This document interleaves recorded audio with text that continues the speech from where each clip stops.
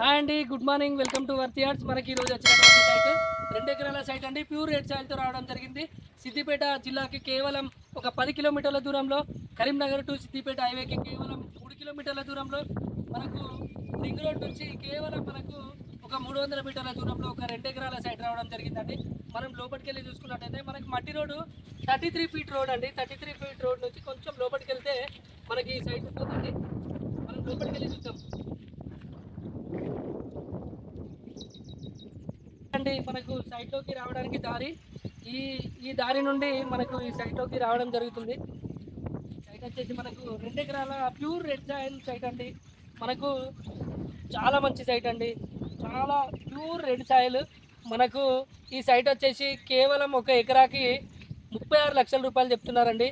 చాలా తక్కువ ప్రైస్లో మనకు ఈ సైట్ రావడం జరిగింది.